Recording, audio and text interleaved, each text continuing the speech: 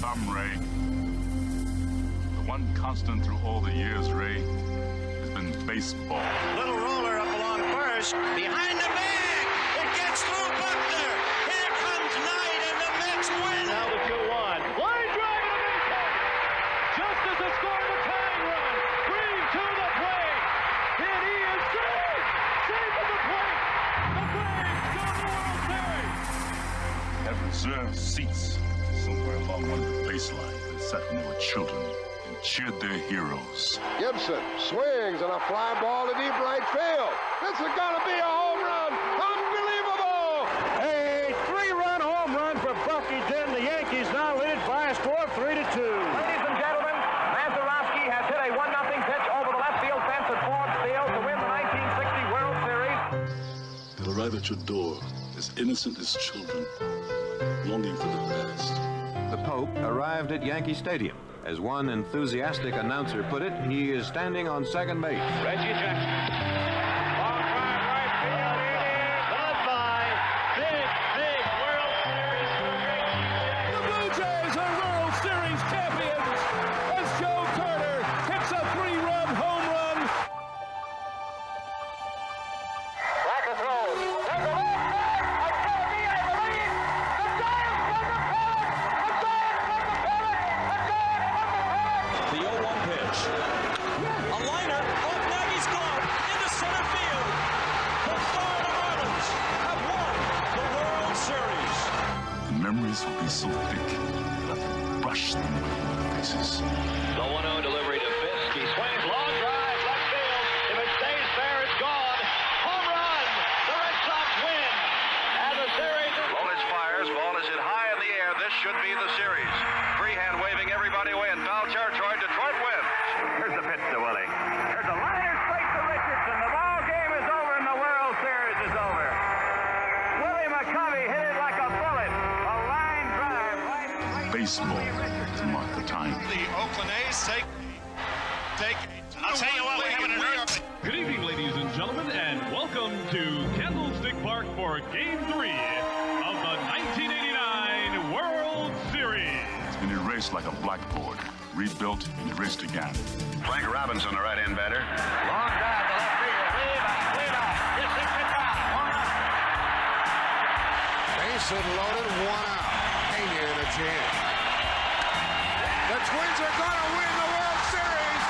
The Twins have won it. Ozzie with 1 out. Smith corks one into right down the line. It may go. Go crazy, folks. Go crazy. It's a home run. And the Willie Mays just brought this crowd to its feet with a catch, which must have been an optical illusion to a lot of people. This field, this game, is a part of our past, Ray. It reminds us of all that once was good, and it could be again.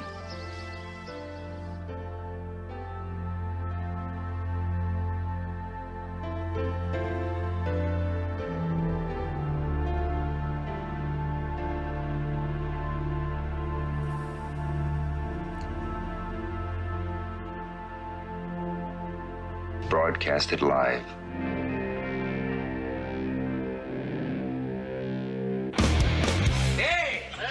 Who wants to have some fun?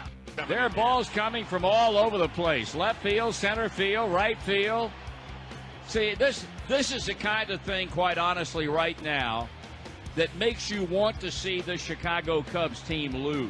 Now, you just saying you want to have fun, or do you really want to have fun? It'll be fun. Will the next person that sees anybody throw anything onto this field, point them out, and get them out of here? You don't live in Cleveland. You live in Cincinnati. You talking to me? You talking to me? That is the farthest thing in the universe from the truth. Hello, everyone, live. It's the Dan Scott Show. And right there is your host, Dan Scott.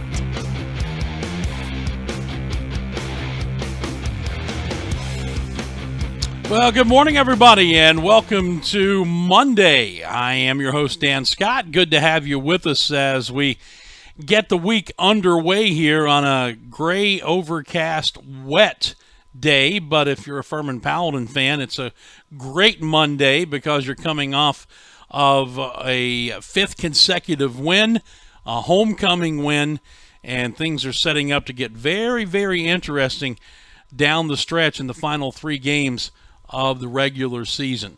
Hope that your day is going well so far. I know a lot of times this early, especially on a Monday, it's really too early to tell. So we have a philosophy here. If it's going okay, we'll try not to do anything to mess that up. If it's not, we'll try to do something to give you a little bit of a lift. And in the course of the next hour or so, try to do something that is easier for some of us than others, and that's learn something new before it's all said and done. You'll notice Forrest is not here. He is preparing for a test for his graduate studies coming up, so we'll be flying solo today and tomorrow.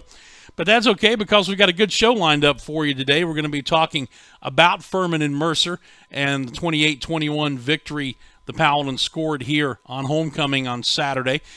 Offensive coordinator Drew Cronic will be with us in just about 15 minutes, actually a little less than that, right at 10:15, to talk about not only that game, but where we are in the season after 8 games from his standpoint. And to that end, Chad Staggs, the defensive coordinator for the Paladins, will be with us tomorrow at the same time at 10:15.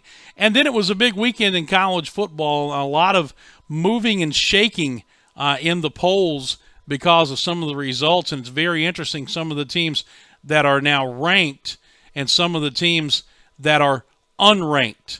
Some familiar names are on the outside looking in, and some unfamiliar names to the rankings are on the inside waving at those who are on the outside. So we're going to get into all that as we go over the course of this next hour today. We always start with the Furman calendar, and just basically one item today, and that's congratulations to Andrew Burr's women's soccer team. A scoreless draw with Sanford yesterday kept them undefeated in the regular season and clinched the regular season championship for the women's soccer program here at Furman. So they'll go into the SoCon tournament as the number 1 seed. They are now 12-2-1, I believe, or 12-2-2, and then in the league they're 8-0-1 after the scoreless draw at Sanford. So congratulations. We reached out to Andrew, going to try to get him back on the show with us before this week is done. As we do on Mondays, we want to give you a little bit of a flavor of what happened on Saturday in the 28-21 win over Mercer. Paladins came from a 7-point deficit twice to overtake Mercer and win that game, and then had a defensive stand at the end to seal it. This coming Saturday's Bon Secours St. Francis Furman flashback. You always get to hear it first on Mondays. Here's a audio recap of the 28-21 win over Mercer from Saturday afternoon. They are going to line up with Riley under center, Leggett in the backfield, 2 receivers to the right, everything else tight. Offset eye behind the quarterback on 4th down and a little less than a full yard. Riley will take it. We stood him up. We hit him. We drove him back, and he did not get it. Furman holds. Turnover on downs. Paladin football. Receiver split to each side, tight end right. Play action. Plays are dropping, throwing down the middle, complete into Mercer territory, across the 40 to the 39-yard line. Andy Shumpert making the catch in traffic, and Lee Bennett brought him down, but it's a big shot and a big, big arm shown by Blazejowski there. And now the Paladin's going to go for it on 4th down, a little more than a yard. Quick pitch on the option. Wilcox dropped it. He bounced it to himself, picked it up, and he got to the pylon near side. Touchdown, Paladins. Exactly how you draw it up. The one-hop bounce, fortunately for us, right up to Wilcox. Woo! Right to left, far side hash. Two receivers here to the near side, one up top. Leggett to the left of the quarterback, Riley in the backfield. Riley going to throw. Look right, nothing there. Rolling to his left. And we hit him and we got it. Pursuit from Parker Stokes and nailed him back at the 31-yard line for a loss of 7. They give up an average of 1 sack a game. That is our second here in this first half, and a big defensive play on first down. 50 seconds. First down, handoff, Wilcox. And Blazowski kept it. They go option to Moorhead, and Moorhead gets all the way down inside the 5 to the 1-yard line. Boy, what a ball fake. You had defenders and the play-by-play guy all converging on Wilcox, and here comes the Blazer and Moorhead to the right with the option. Handoff, Wilcox stood up at the line, but he got across. Touchdown, Paladins. Just great execution there for Furman. For a number of reasons, obviously you get the touchdown, but that drive was 6 minutes and 55 seconds. And what we did was keep the ball out of the Mercer offense, but a great drive there. 14 plays, 80 yards. Kalen Riley in the pistol with Mitchell behind him. Right to left, dropping to throw. Looking, pressure coming, and we hit him and we got it. Third sack of the game, all the way back at the 40-yard line. You know, a lot of times you say it starts up front with the pressure, but that time it started in the back with the coverage. Back to the pistol, Dirks to the left of Blazowski. Motion by Moorhead. Play action, dropping out of the option, throw right down the middle. Andy Shumpert caught it, touchdown. They brought Moorhead in motion, faked it to Dirks, looked like they were going to run the option. Blazer dropped out of it, and Shumpert running wide open down the middle of the field. Easy pitch and catch for the score, and it comes with 40 seconds to go. Mitchell to the left of the quarterback, Riley, 3 receivers here to the near side. That's the wide side. One up top, Riley to throw, and they throw the tunnel screen inside to Curtis, and we hit him and dropped him for a loss. Jalen Reed says hello, number 13. First and goal at the 3, trying to take the lead. 5:02, 5:01 to go. Offset eye behind Blazowski, everything tight. Blazer got some movement up front. Hand to Wilcox, running right, diving to the goal line, touchdown! Touchdown, Wilcox! 12 seconds remaining. Snap. Riley looking, pressure coming. We hit him. He lets it go toward the end zone, and it's intercepted. Joe Farrar picks it out of the air in the end zone with 3 seconds to go. Touchback, and the Paladins are going to win it. And Alex Hamp got to get credit for the interception as well, because Hamp beat his guy one-on-one. He hit Riley and forced the throw, but bend, but don't break. And let's go celebrate another Paladin win. Great job, guys.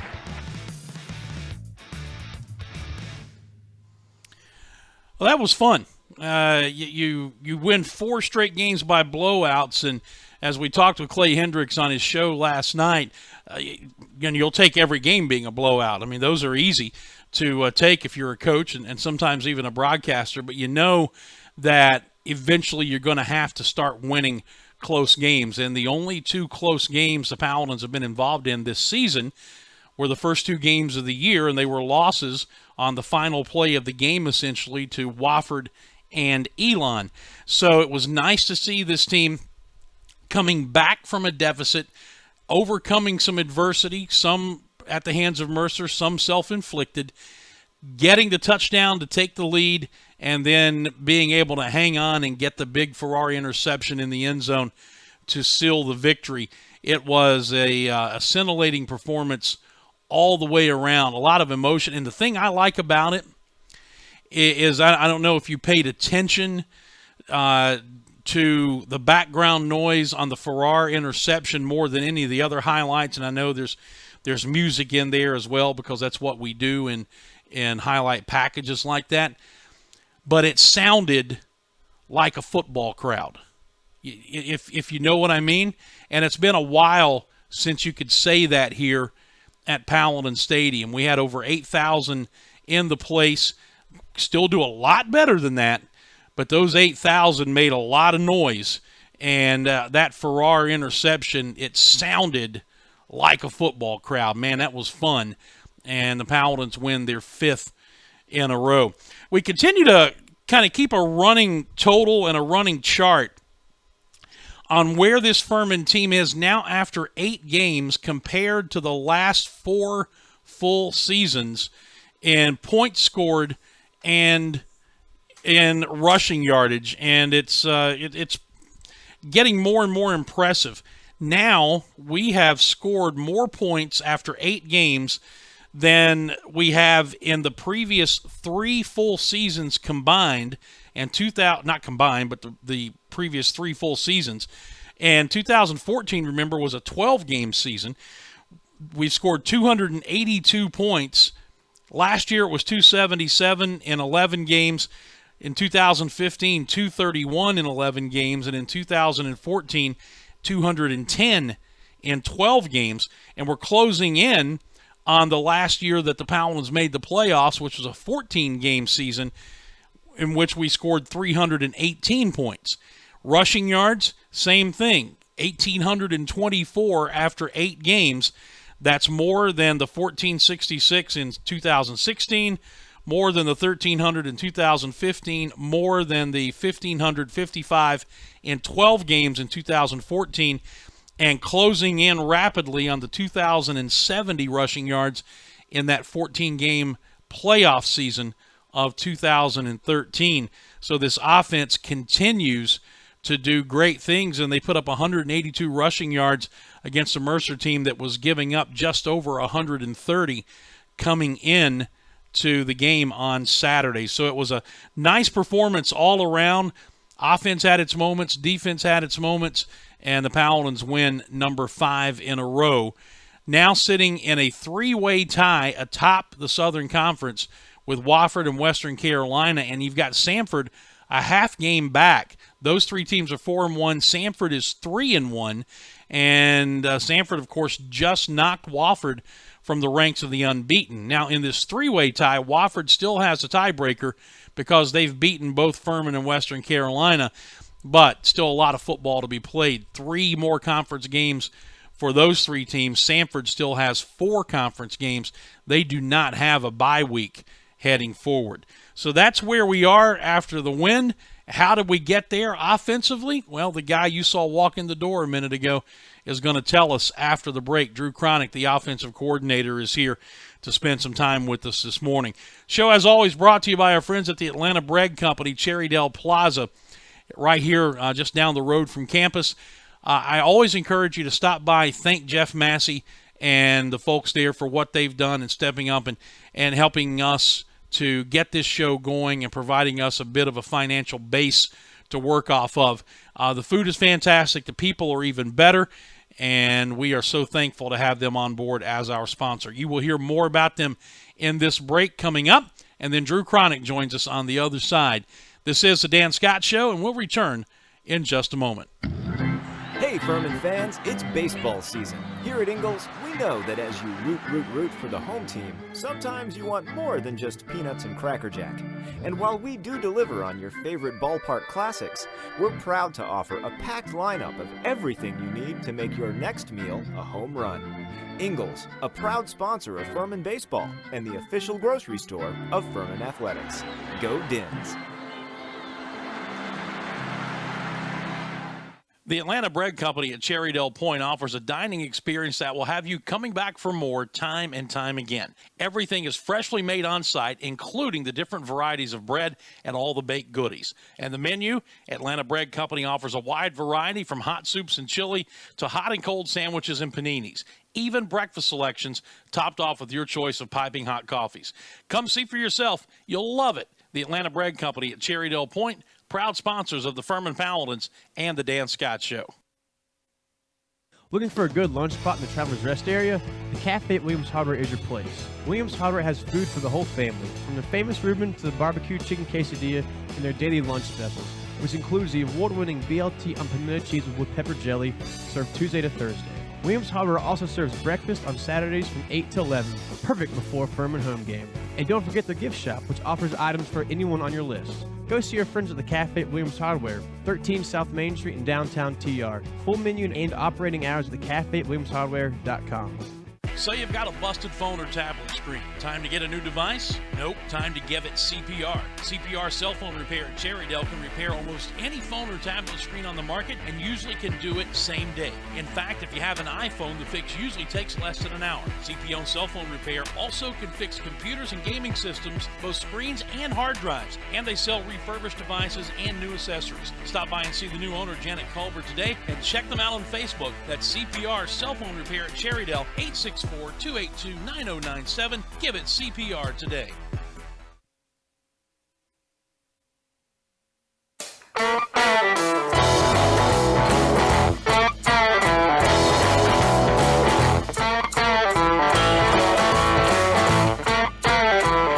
Hi, welcome back to the show. We are live here overlooking Paladins Stadium. Normally it's a beautiful view out to Paris Mountain. It's a little hazy out there now. You can barely see the mountain in the background. But right now, from a Furman perspective, everything is beautiful.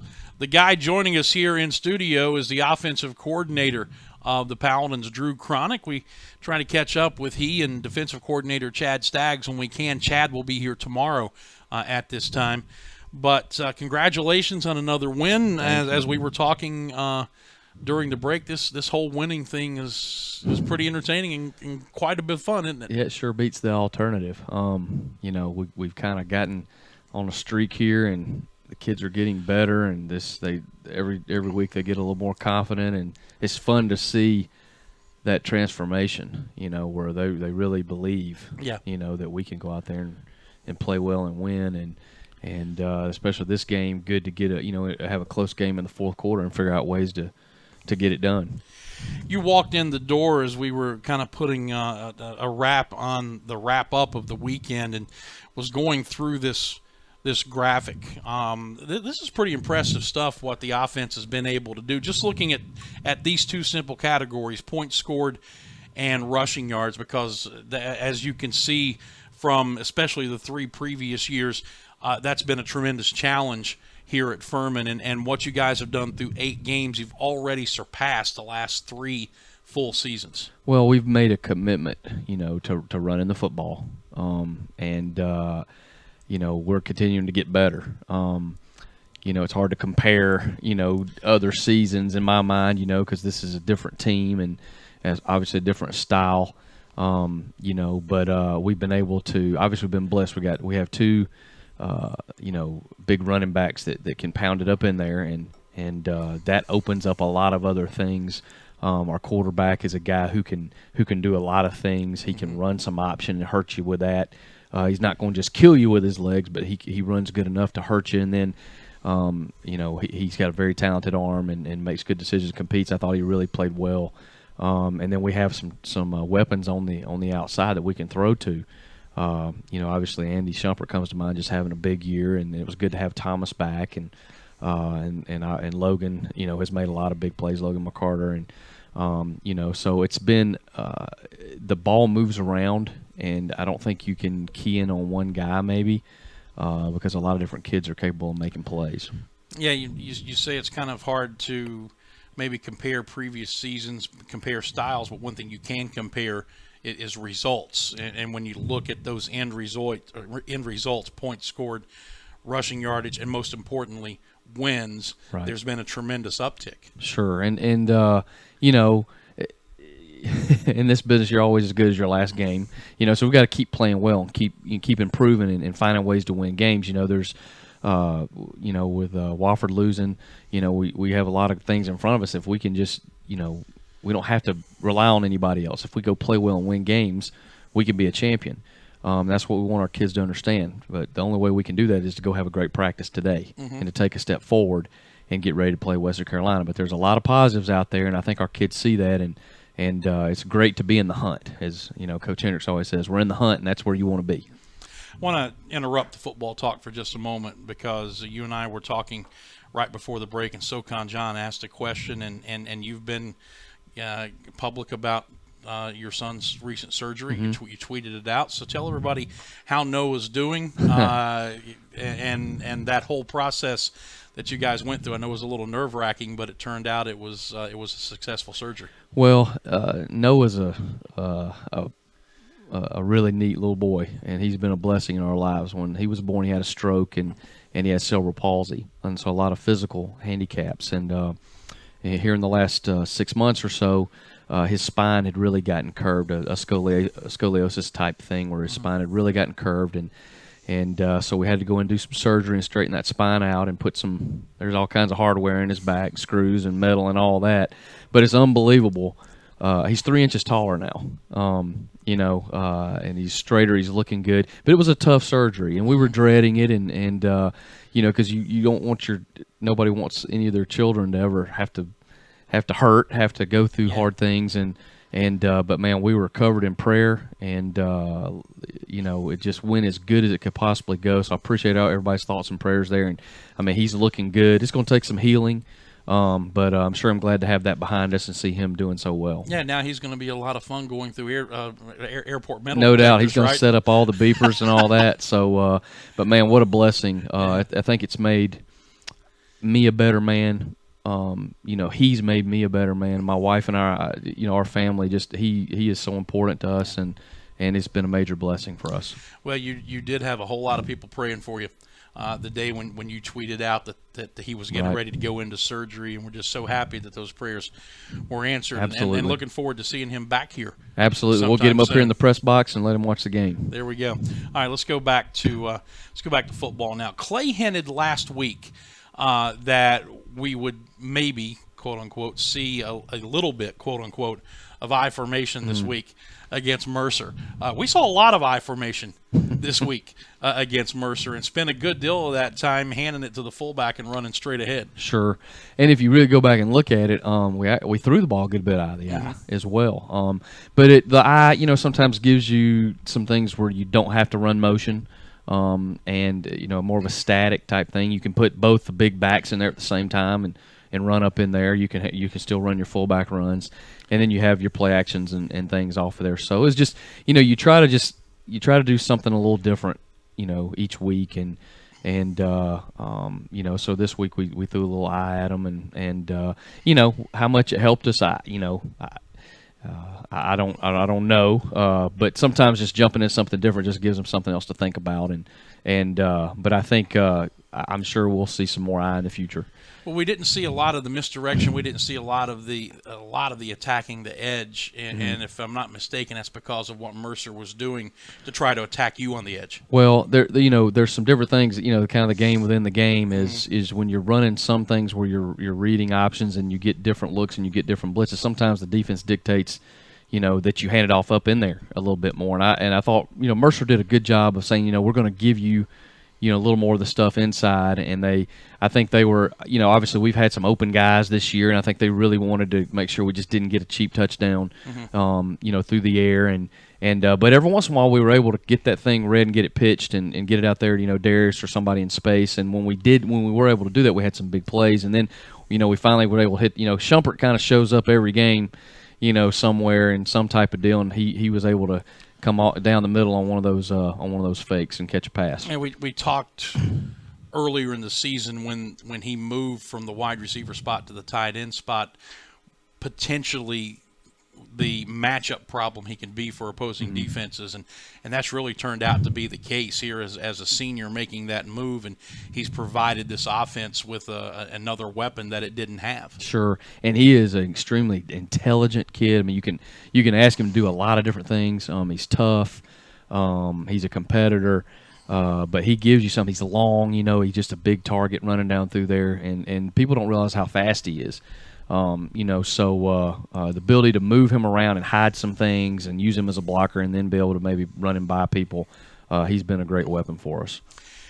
This is a football team that, as everybody knows now, is in the midst of this 5-game winning streak. And yet in this 5-game streak, we have seen injuries take players away at specific positions. And it seems like it's attacked specific positions. 2 running backs out, 2 or 3 cornerbacks out, linebackers out, and yet you continue to find ways to win. And that, as Clay's mentioned a couple of times, I'd just like for you to address it from an offensive standpoint. It really speaks to the way you practice and the way that you have prepared all of these kids to play, and not just necessarily your too deep, so to speak. Right. Well, what we do offensively, you want to be able to rotate a lot of guys in there. So a lot of our guys are getting ready, but a lot of kids have moved positions and adapted very well. We got smart kids, and they do a good job of learning. I think the other thing that you take into account is that's going to help us down the road is as we get guys back and get healthier, now we have more depth because a lot of guys have played in games. So while you don't want to have those injuries, at the time, when you're playing a couple freshmen or whatever, you're going through growing pains. Once you get everybody back, you feel like now, hey, we've created some depth. Mm-hmm. I feel like we're starting to get to that point a little bit. We're getting some guys back on both sides of the ball.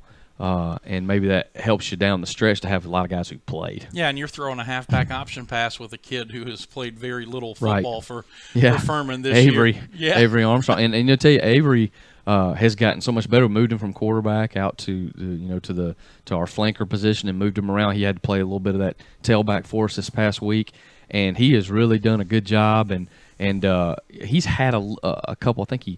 Had a little bit of an ankle in the preseason, and then had another injury that has probably kept him from getting more reps as we've gotten to this point. But he's done a good job. He'll block and he can run around. So he's another guy you may see a little bit more of.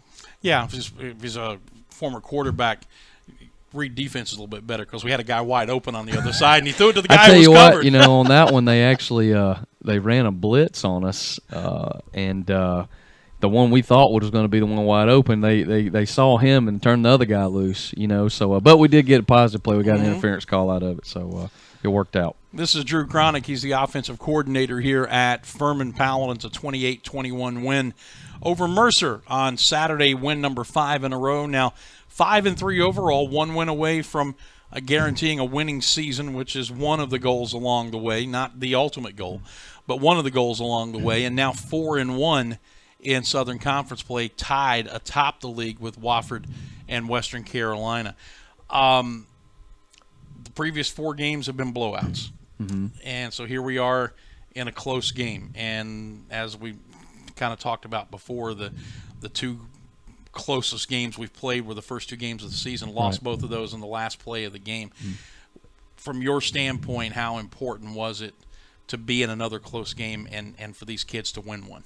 I think it's huge, and the thing that I liked about, nobody panicked. Mm-hmm. We had we go into the half, we score right before the half, and go up 14-7. Then we come right back out, the second half and fumble the first play from offense, and that kind of got the momentum going back on Mercer's side, and they scored twice and took the lead, and then everybody just kind of stayed calm, and we were able to put together a good drive offensively. And then defense stopped them, and we were able to put another drive together, and then our defense stopped them again at the end. So that was good to see us be able to step up and make plays. Like I said, we didn't play great offensively, just from an execution standpoint a lot of times, but we made some plays when we had to. And I just think, especially PJ made several third down throws and where we executed, where the receiver executed and kept us on the field. So you see growth there. You see guys having confidence about, hey, we should win this game. Mm-hmm. We need to find ways to win the game, and hopefully that'll really help us going forward. What have you guys done with PJ as far as his decision making goes? Because since the day he walked into this program, he's got the big arm, mm-hmm. he's got the mobility, and sometimes those combinations have led him to, in some sense, like Brett Favre used to be, think mm-hmm. that his arm's good enough to make any throw and force the ball into places, and with that's come interceptions. Sure. Well, this year it's 13 touchdown passes and only 2 picks. What have you Let's guys keep that going. What have you guys done to help him or to impress upon him the importance of decision making? Well, I just think PJ's gotten really comfortable. Mm-hmm. I think for the first time, and it's hard. I can't speak on anything that happened before we got here, but I think for the first time, he's kind of been able to play through a season. He's not been beat up. I mean, obviously he's had some nicks and things on him where he's had to play through a little bit of injury here this fall, but he's been able to just kind of be his position, mm-hmm. And he's the guy. He's a team captain, and I just think he's gotten really comfortable. We work really hard on progressions. You know, we go through our progressions. Usually, you know, our passing game, you have your primary target, your secondary, and your check down, and then at that point it's time to run. And he's just not forced a lot of stuff. And we've also got him to, you know, throwing the ball on time. And he is really bought into, I don't have to just gun everything. You know, and so I think the last 4 weeks he's gotten so much better, because early on he missed a few maybe deep balls where, you know, just take a little off, just, you know, throw a catchable ball. And he's really done so much better with that as far as just, you know, throwing catchable balls. Yeah. You know, so he's not forcing things, but now he makes plays too. He can when it breaks down, and there was one third and long that comes to mind. We were, I think, on about our own 15 there in the third quarter, where he dumped the ball over in the right flat to Antonio, and we picked up a big first down right there, where he just stayed. You know, he worked up in the pocket, he kept his eyes working, and he dumped the ball to a guy and gave a guy a chance to make a play. You know. And we had really challenged him because he didn't play well versus VMI, especially the first half. You know, he really came through. He had a good week of practice. You know, he can be a very special player. Mm-hmm. You know, and so I keep challenging him. Hey, every week get a little bit better. You still got more. He can be as good as there is in FCS football when he's playing well.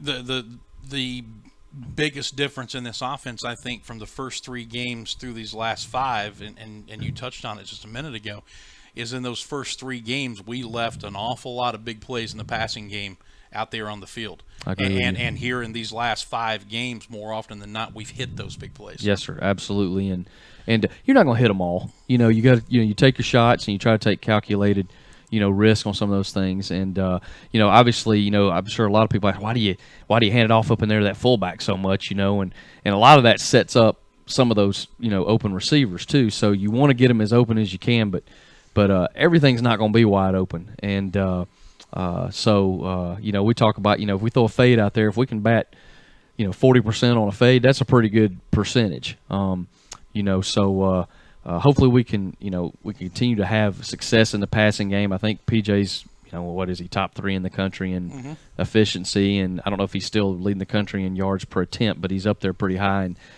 that's what we talk about. We talk about being balanced, you know, and being able to throw the ball, you know, so really pleased with him. Continuing to visit with Drew Cronic, we'll kind of get into wrap-up mode here because I know you've got more important things to do than sit here and yak with me with Western Carolina coming up. But just a couple of more things.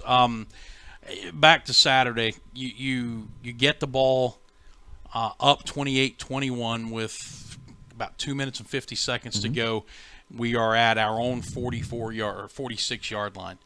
I asked Clay this yesterday. I'll ask you, was there any thought in the back of your head that you know they're going to sell out for the run? And I know you don't need points there. You need for a first down. Was there any thought at all in the back of your head saying, boy, if we were to play action fake here, we could hit them with a big play? Absolutely. You know, there was that thought. There was, run an option thought.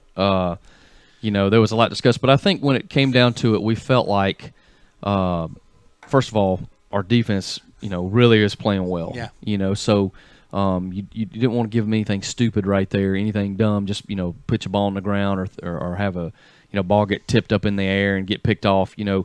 And when we had a chance, that last one we ran, we trapped them, and it about popped for the first down. So you're trying to be aggressive at the same time. You're also, you know, hey, our defense is playing good, and you know, so you don't want to put yourself in a bad situation. So yeah, all those thoughts went through our heads at that time, and we went, you know, we stayed a little conservative there, but it worked out. So yeah, well, again, I asked Clay the same thing last night, and I'll tell you what I told him. It's not a second guess.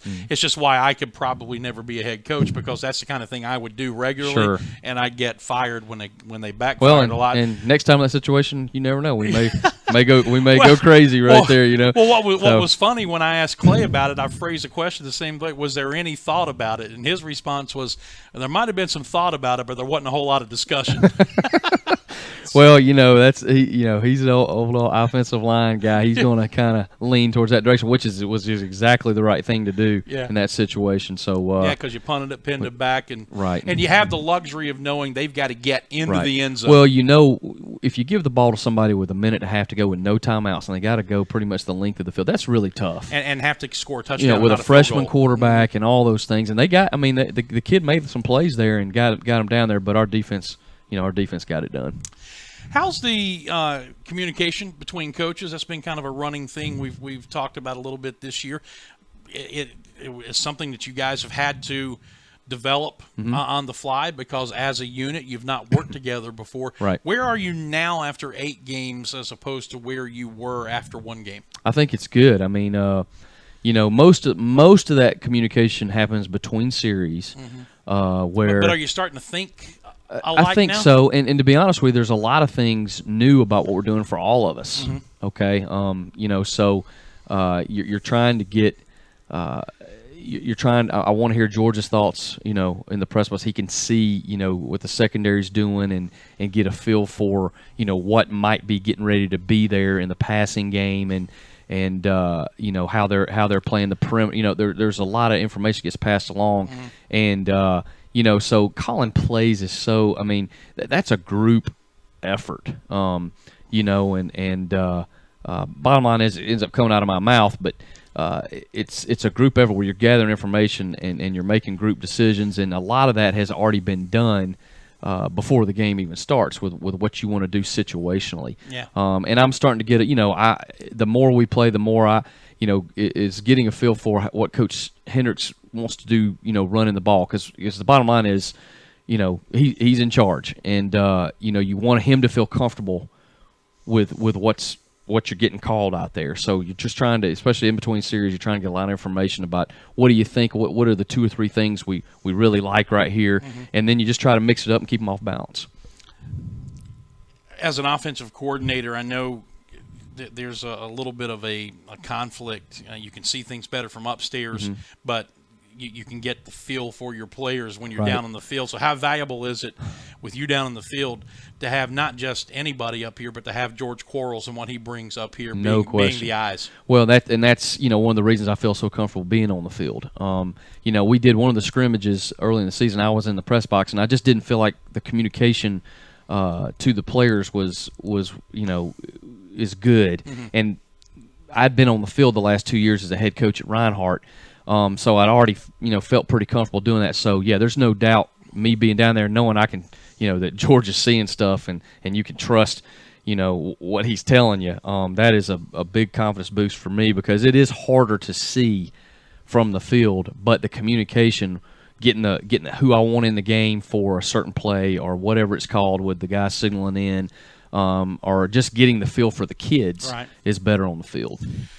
Last thing, just any early thoughts on what you're going to face defensively from Western Carolina this week? Absolutely, they're good. Athletic. You know, a lot of the similar front to some of the things we've seen. They'll blitz you some. You know, they've got a kid who, you know, they got a really good pass rusher there at what we call the bandit position. Got a linebacker who runs around. I think they got the 100-meter champion in the conference playing one of the corners. They're athletic. They're playing with confidence. Obviously, they're in the hunt just like we are, you know, and you know, so it'll be a great challenge for us. They're well coached, good staff up there, good guys, you know, and so, you know, as we go through and we try to game plan today, especially is you know, trying to look at matchups, different plays. You're trying to, you know, obviously scheme-wise, you know, what or do we already have in place that fits well? What wrinkle or two do you want to put in? But, you know, bottom line is you got to take the right step. You got to put your hat in the right place. You got to go through your reads. You know, you got to, you know, we got to block, we got to throw, we got to catch, got to take care of the ball. And you know, it really, you know, once you kind of look at that, it really becomes more of, let's worry about us. Yeah. and let's worry about Furman getting better on offense. And no matter who we play, we got to keep moving forward to do that. Well, it's been a bunch of steps forward here over the last 5 weeks, and this is going to be a fun weekend in Cullowhee, the game before our bye week, which I know everybody's kind of looking forward to. But let's keep the momentum heading in the right direction. Sounds like a plan. All right, that is Drew Cronic, offensive coordinator here at Furman. When we come back, we'll widen the scope in the world of college football. It's a big, big weekend, and a lot of familiar names to the top 25 are now on the outside looking in. We'll get into that and a lot more when we return. This is the Dan Scott Show. Don't go away. Stuck in a state of falling behind? Struggling to keep up with your kids, finances, insurance? Then let State Farm agent Steve Borkland in Travelers Rest help you simplify and get to a better state. Because with Steve handling your auto, home, and life insurance, you'll have more time for everything else. More money too, because adding State Farm policies could mean earning discounts worth up to 40%. That's money Steve can help you put towards a college savings plan. Call State Farm agent Steve Borkland today and get to a better state with State Farm.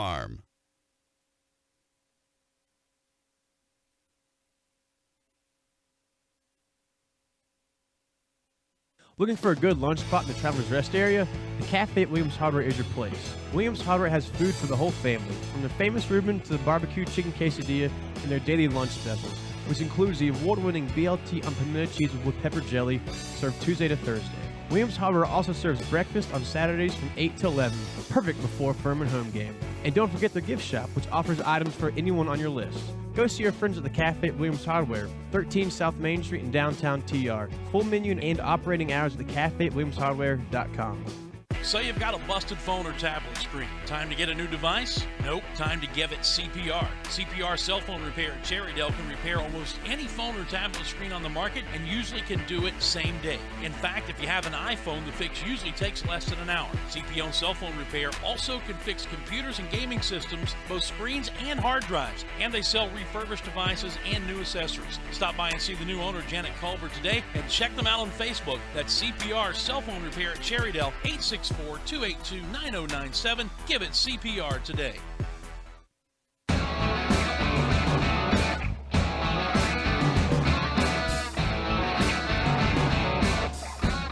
All right, welcome back to the show.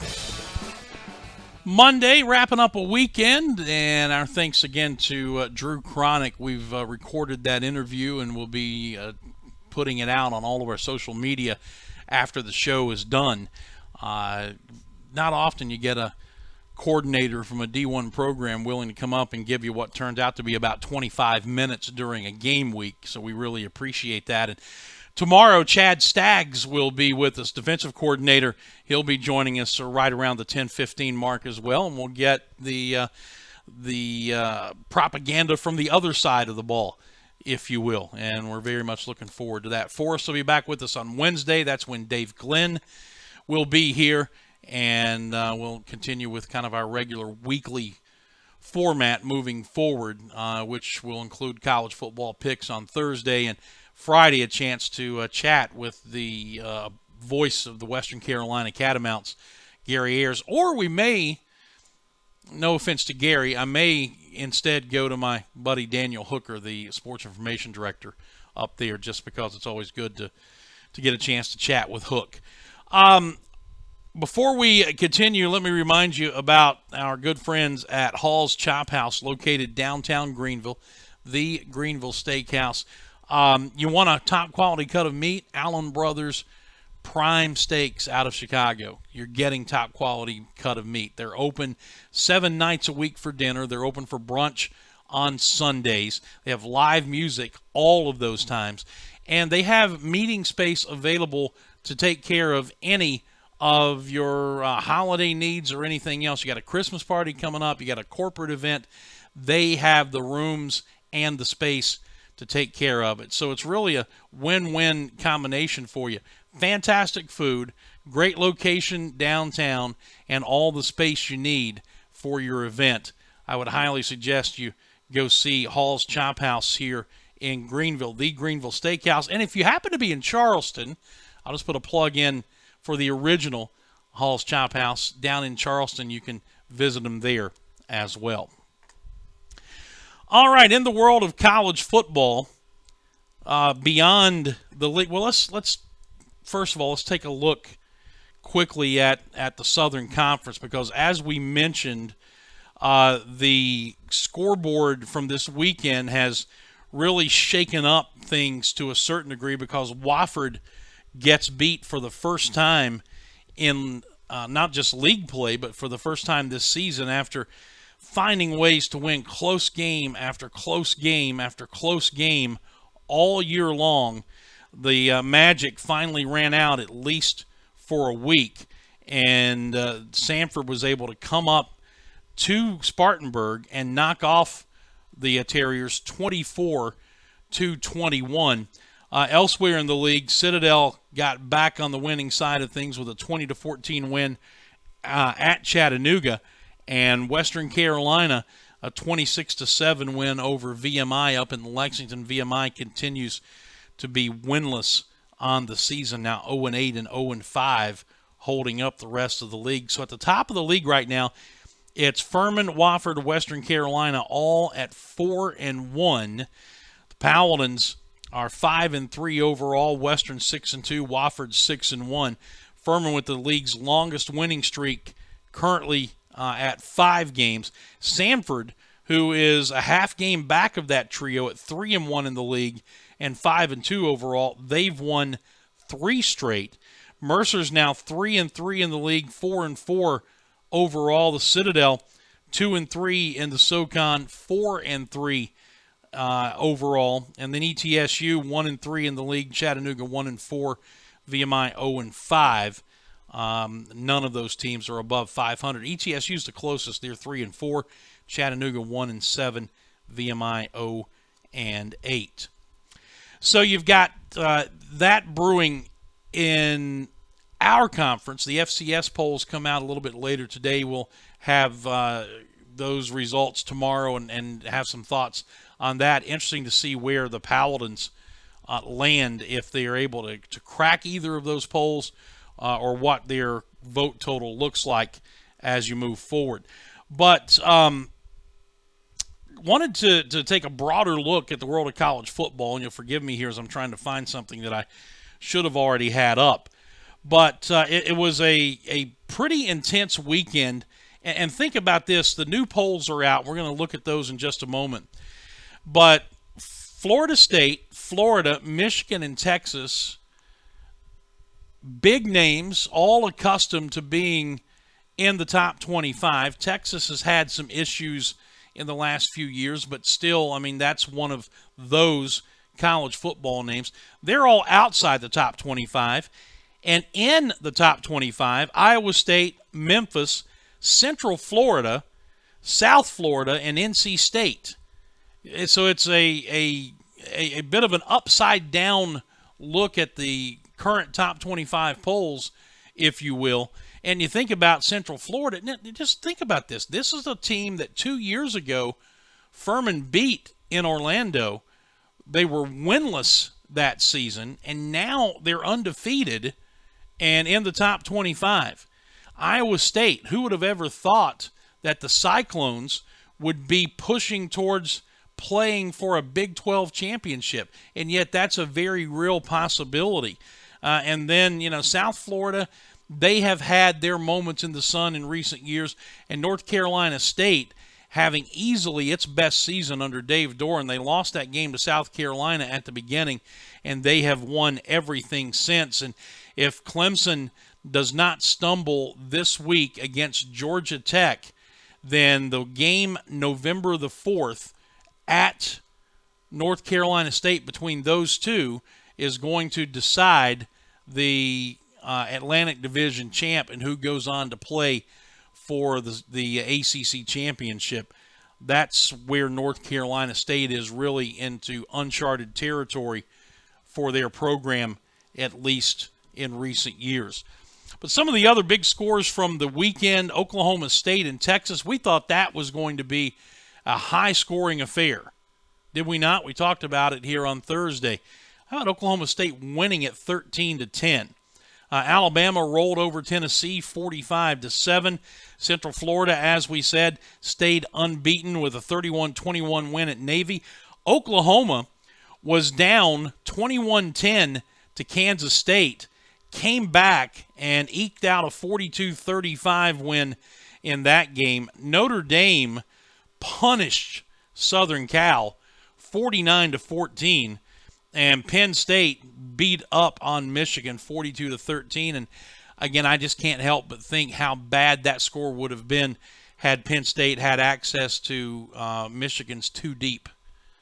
The Jim Harbaugh versus Brady Hoke watch, the coach he replaced. Brady Hoke, after 33 games as the Michigan head coach, was 25-8. Jim Harbaugh, after 33 games as the Michigan head coach, is 25-8. Jim Harbaugh is 6-5 in his last 11 games as the Michigan head coach. So the Wolverine program has not lived up to the hype of its head coach by any stretch of the imagination, at least here in what really amounts to a full season. If you go back to the middle of last year, they are struggling. So the current rankings look like this. As soon as the page updates, here we go. In the AP and the coaches poll, the top 8 are the same. Alabama 1, Penn State 2, Georgia 3, Texas Christian 4, then Wisconsin, Ohio State, and Clemson, Miami at number 8. At number 9 in the AP, it is Notre Dame with Oklahoma 10. They are flip-flopped in the coaches poll. Oklahoma 9, Notre Dame 10. Oklahoma State is 11th in the AP with Washington 12. Those two are flip-flopped in the coaches poll. Washington 11, Oklahoma State 12. Both polls have Virginia Tech at number 13. In the AP, it's NC State at 14, Washington State at 15. In the coaches poll, it's South Florida at 14, NC State at 15. The bottom 10 in the AP poll, Michigan State at 16, South Florida 17, UCF 18, then Auburn and Stanford round out the top 20. And the bottom 5, Southern Cal, West Virginia, LSU, Memphis, and Iowa State. In the coaches poll, the bottom 10, Washington State at 16, then UCF, Michigan State, Auburn, and Stanford at number 20. And the final 5, Southern Cal, West Virginia, LSU, Texas A&M, and Michigan. Texas A&M is not ranked in the AP poll. They are in the coaches poll. So that's what the top 25 looks like right now. And again, we're getting closer and closer to the one poll that matters, and that's the committee polls that will ultimately decide the 4 teams that will play for college football's playoff for a champion.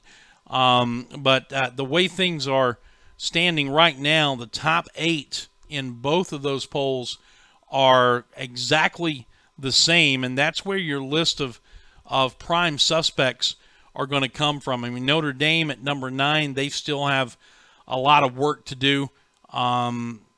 It's easy to say at this juncture when you look at just how the schedules have played out to this point that Clemson still, you can argue, despite the one loss, still has the best resume in football because Alabama really hasn't beaten anybody of a national prominence yet.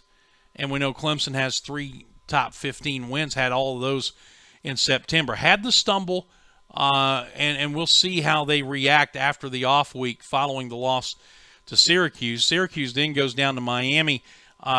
Tough game, but Miami wins. They stay undefeated. So, I mean, this is stacking up to be pretty entertaining. Alabama, Penn State, Georgia, TCU are your top 4 in the polls right now. Whether the committee would put those teams there remains to be seen. But we're getting to the point where it's going to be a very entertaining stretch run as it normally is. And it just always harkens back to the people who were so anti-college football playoff. who said that, well, it would diminish the regular season. And folks, they said that with a straight face. That they actually either seemed to believe that or were so far in bed with the BCS system that they had trained themselves to say it without laughing. The playoff system does not diminish the regular season.